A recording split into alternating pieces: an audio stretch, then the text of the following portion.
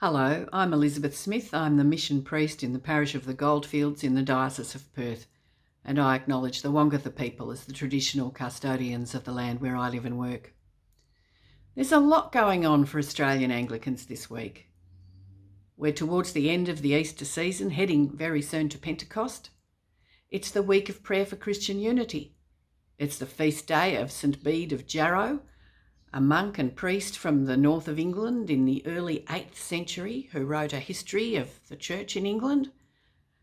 And we have today's Bible reading, the last few verses of the 16th chapter of John's Gospel.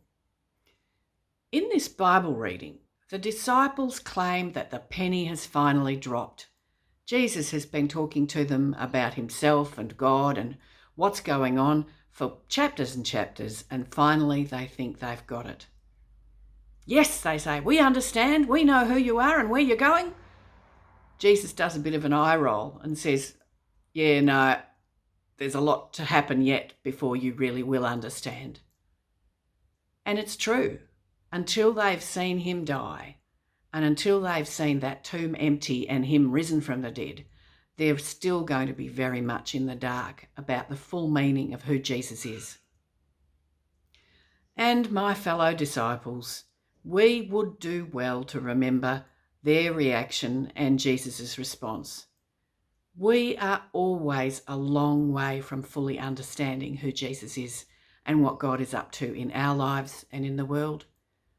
We need that Holy Spirit that Jesus promised, who would lead the disciples into all the truth, putting all the pieces together, understanding everything that's happened and getting a glimpse of the future and trusting ourselves to what God is doing with us.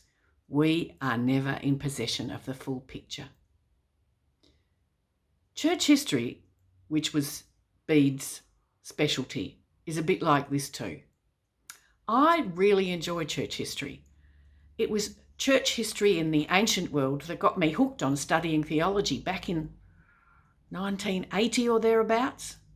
I was teaching high school at the time, and at evening classes I went off to study Church History 1 with Anglicans and Jesuits and Uniting Church students, and I loved it.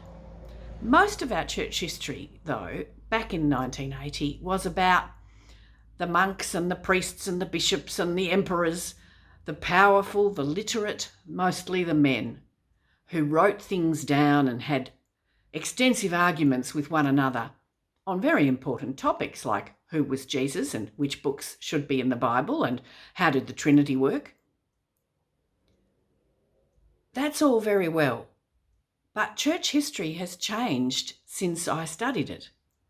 Now, when we look at the history of what Christians have made of the Bible and each other over the centuries, we listen to many more voices than just the elite men, than just the literate, than just the rich and the powerful. These days, church historians draw on much smaller things and much humbler people, small testimonies to what ordinary people thought and did and believed, how they lived and died with their faith. So anything that Bede wrote in 730 something would need to be put alongside a lot of other wisdom that can be recovered from other documents, but also from other historical sources, from buildings, from art, from the testimonies of unimportant people. We always need to grow more and more into how we understand how we got to where we are. Just like those early disciples, we have blind spots. We have biases. We don't even know what they are most of the time. It's actually a lot easier to see where we think other people have a blind spot or a bias than ourselves. And that's why the week of prayer for Christian unity is so important. We need to acknowledge that not even we have the full picture, not even now, and there might be something to learn from listening to other people's voices, both in the past and in the present. So we need that Holy Spirit who is going to lead us into all the truth.